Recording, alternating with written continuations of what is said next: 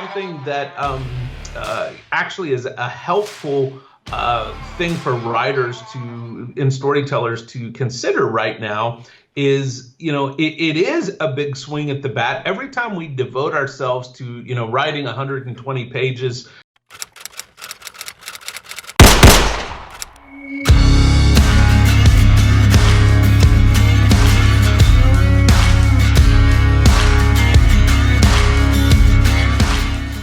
for a story or writing, a TV pilot. I think because every swing of the bat is so expensive, one of the things I'm finding right now, I think that writers really can be doing as a favor to themselves is becoming as diverse as possible in their storytelling ecosystem. So I'm working on a book right now called The Creative Ecosystem. And here's sort of my idea. My life got so much simpler a few years ago when I stopped trying to narrow myself down to one single job description. When I would get on an airplane and people would ask me what I do, it was tough because I'd say, well, I'm a writer, I write books and I write screenplays, but I also am a teacher and I'm also a speaker. And sometimes I go and I do story consulting for studios. And, it was tough to describe. And Alex, when I finally got to a point where I stopped trying to narrow my job description down to a single title and embrace my work as this ecosystem built around story, my life got a lot simpler.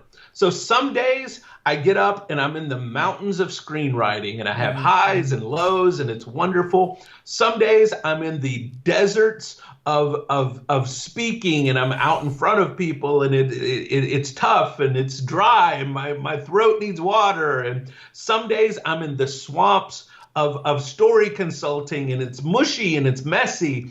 And I've found out, just like a real ecosystem, I, as a creative person, have to constantly have new rivers and streams coming into the ecosystem. I also have to have things going out of the ecosystem, waste going out. That story that I keep coming back to, that I just keep wanting to tell. Sometimes you got to just let that script go and let that be waste that goes out of the ecosystem. And so I'm working on this book right now that is meant to encourage writers living in the gig economy, where a lot of us are driving Uber or driving Lyft or doing DoorDash. And we have 7 different things we're doing in order to make ends meet and make a living. And writing may just be one of those things. But managing your life and managing your creative work is an ecosystem, just like we have here on the planet, bringing new streams in, bringing things out, having forests that I go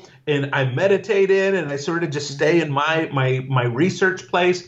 Having a beach on your ecosystem that is just where you go for fun and you don't got to worry about, work at all. But having all those things as part of your creative ecosystem, I feel like is one of the most significant ways that writers can approach their creative life right now.